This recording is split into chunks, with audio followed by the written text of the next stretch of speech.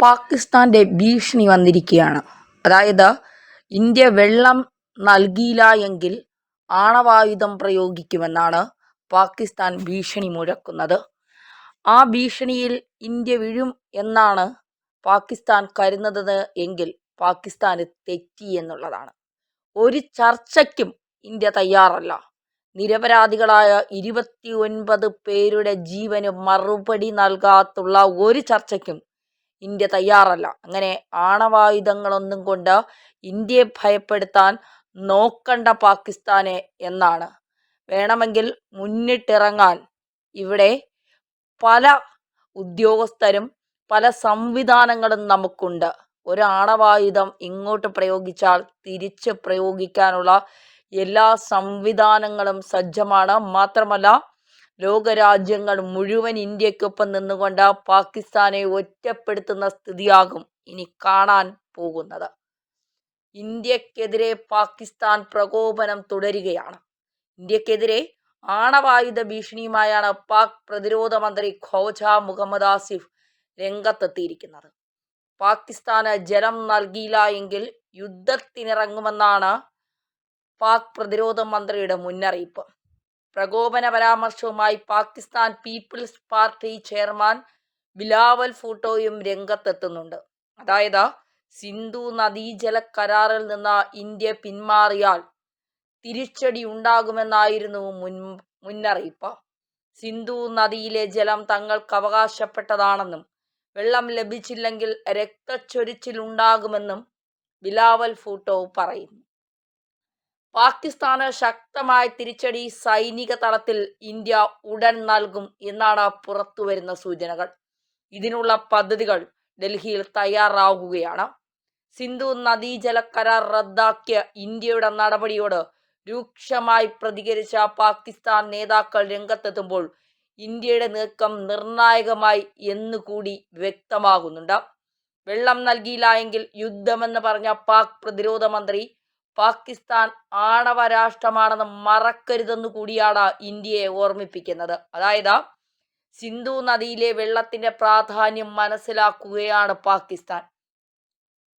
നദീജല കരാർ മരവിപ്പിച്ചത് ഔദ്യോഗികമായി പാകിസ്ഥാനെ ഇന്ത്യ അറിയിച്ചിട്ടുമുണ്ട്. പാക് മന്ത്രിയുടെ ആണവ ഭീഷണിക്ക് പിന്നാലെയാണ് ഇന്ത്യ ഈ അറിയിപ്പ് പാകിസ്ഥാന് നൽകിയിരിക്കുന്നത്.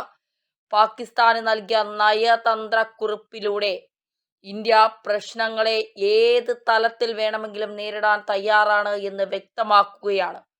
നിയന്ത്രണ രേഖയിൽ വെള്ളിയാഴ്ച രാത്രിയും പാകിസ്ഥാന്റെ ഭാഗത്തു നിന്ന് പ്രകോപനമുണ്ടായി. ജമ്മു കശ്മീരിൽ 2 ഭീകരരുടെ വീടുകളാണ് ഇന്ത്യ തകർത്തത്. പുൽവാമ സ്വദേശികളായ അഹ്സാനുൽ ഹഖ്, ഹാരിസ് അഹമ്മദ് എന്നിവരുടെ വീടുകളാണ് അധികൃതർ തകർത്ത് തരിപ്പണമാക്കി കളഞ്ഞത്. പൽഗാമിലെ ഭീകരാക്രമണത്തിൽ ഉൾപ്പെടെ 2 തീവ്രവാദികളുടെ വീടുകളാണ് ഇന്ത്യ സൈന്യം തകർത്തത്. ജില്ലാ ഭരണകൂടമാണ് ഇതിന്റെ നടപടി സ്വീകരിച്ചത്. ഇത്തരം നടപടികൾ ഇന്ത്യ ഇനിയും തുടരും. തർക്ക പരിഹാര ചർച്ചയ്ക്കും ഇന്ത്യ ഇനി പാകിസ്ഥാനുമായി ഒരു തരത്തിലും സഹകരിക്കില്ല. കശ്മീരിൽ 26 പേർ കൊല്ലപ്പെട്ട സംഭവത്തിൽ രാജ്യാന്തര തലത്തിൽ അന്വേഷണം വേണം. ഇതിന് രാജ്യാന്തര അന്വേഷകരുമായി പ്രവർത്തിക്കാൻ തയ്യാറാണ് എന്നാണ് പാക് പ്രതിരോധ മന്ത്രി പറയുന്നത്. രാജ്യാന്തര പ്രതിനിധികൾ നടത്തുന്ന ഏതൊരു അന്വേഷണവും പാകിസ്ഥാൻ സഹകരിക്കും. ഭീകരാക്രമണത്തിന് പിന്നിൽ ലഷ്കർ-ഇ തയ്യബയുമായി ബന്ധമുള്ള ഭീകര സംഘടനയാണെന്ന ആരോപണം ആസിഫ് നിഷേധിച്ചിട്ടുണ്ട്. ലഷ്കർ-ഇ തയ്യബ പാകിസ്ഥാനിൽ ഇപ്പോഴില്ല, അത് നാമാവശേഷമായതാണ്. ഇല്ലാത്ത സംഘടനയ്ക്ക് എങ്ങനെ ഒരു ശാഖ പുതിയതായി പിറക്കും? ആണവായുധ ശേഷിയുള്ള ഇരു രാജ്യങ്ങളും തമ്മിൽ പൂർണ്ണ തോതിലുള്ള യുദ്ധത്തിലേക്ക് കാര്യങ്ങൾ നീങ്ങിയേക്കുമെന്നാണ് ഖവാജ പറയുന്നത്. ഇന്ത്യയുമായുള്ള നയതന്ത്ര ബന്ധം വഷളായ സാഹചര്യത്തിൽ ഏത് വിധത്തിലുള്ള അടിയന്തര സാഹചര്യത്തിനെ നേരിടാൻ പാകിസ്ഥാൻ സൈന്യം തയ്യാറാണത്രേ. ഇന്ത്യയുടെ ഭാഗത്തു നിന്നുള്ള ഏത് വെല്ലുവിളിയും സ്വീകരിക്കാനും പാകിസ്ഥാൻ തയ്യാറാണ് എന്നാണ്. പാകിസ്ഥാൻ ഉള്ളവന്മാരെല്ലാം മണ്ടന്മാരാണ് എന്ന് ഇതിലപ്പുറം ഇനി എങ്ങനെയാണ് ഇവന്മാർ തെളിയിക്കുന്നത്? പഹൽഗ്രാം ഭീകരാക്രമണത്തിന് പിന്നാലെ ഇന്ത്യ സ്വീകരിച്ച ശക്തമായ നയതന്ത്ര നിലപാടുകൾ തുടർന്നാൽ കാര്യങ്ങൾ യുദ്ധത്തിലേക്ക് തന്നെയാണ് നീങ്ങാൻ പോകുന്നത്. ആണവായുധ ശേഷിയുള്ള ഇരു രാജ്യങ്ങളും തമ്മിൽ പൂർണ്ണ തോതിലുള്ള യുദ്ധത്തിലേക്ക് കാര്യങ്ങൾ നീങ്ങിയേക്കുമെന്നാണ് പുറത്തു വരുന്ന വിവരങ്ങൾ. ഇന്ത്യയുമായുള്ള നയതന്ത്ര ബന്ധം വഷളായ സാഹചര്യത്തിൽ ഏത് വിധത്തിലുള്ള അടിയന്തര സാഹചര്യത്തെ നേരിടാൻ തങ്ങളുടെ സൈന്യവും തയ്യാറാണ്.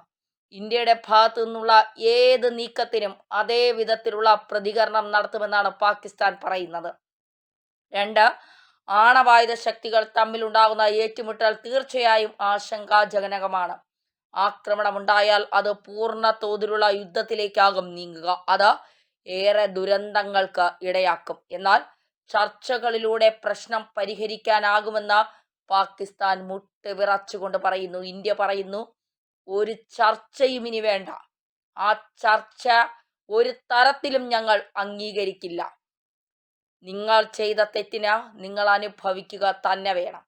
ഭീകര സംഘടനകളെ പരിശീലിപ്പിക്കുകയും സാമ്പത്തികമായി സഹായം ചെയ്ത ചരിത്രം പാകിസ്ഥാൻ ഉണ്ട് എന്ന് ഖോജാ ആസിഫ് സമ്മതിച്ചിട്ടുണ്ട്. പാശ്ചാത്യരുടെ ഈ വൃത്തികെട്ട ജോലി ചെയ്തതിന്റെ ദുരിതം പാകിസ്ഥാൻ അനുഭവിക്കുന്നു. ഭീകരതയെ പിന്തുണയ്ക്കുന്ന പാക് നയം ഭീകര സംഘടനകളെ പോറ്റി വളർത്തിയത് പാശ്ചാത്യർക്കു വേണ്ടിയാണ്.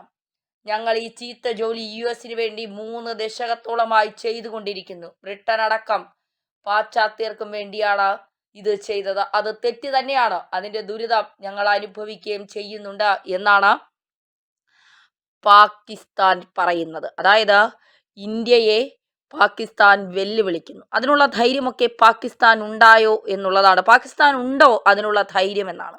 ഇന്ത്യയെ വെല്ലുവിളിക്കാൻ സൈനിക ശക്തിയിൽ 4ാം സ്ഥാനത്ത് നിൽക്കുന്ന ഇന്ത്യ, എല്ലാ തരത്തിലുള്ള ആയുധ ശേഖരണത്തിലും നമ്പർ 1 നിൽക്കുന്ന ഇന്ത്യ, ഏത് നിമിഷവും തിരിച്ചടിക്ക് തയ്യാറായി നിൽക്കുന്ന ഇന്ത്യൻ സൈന്യം, ഇതൊക്കെ കണ്ടിട്ട് ഒന്നും ചെയ്യാൻ കഴിയാതെ വിറളി പൂണ്ട് നടക്കുന്ന പാകിസ്ഥാൻ ഭയക്കുകയാണ് ഇന്ത്യയുടെ തിരിച്ചടിയിൽ.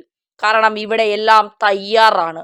ഏത് നിമിഷം വേണമെങ്കിലും പാക് മണ്ണിലേക്ക് ഇന്ത്യൻ സൈന്യം ഇരച്ചു കയറാം.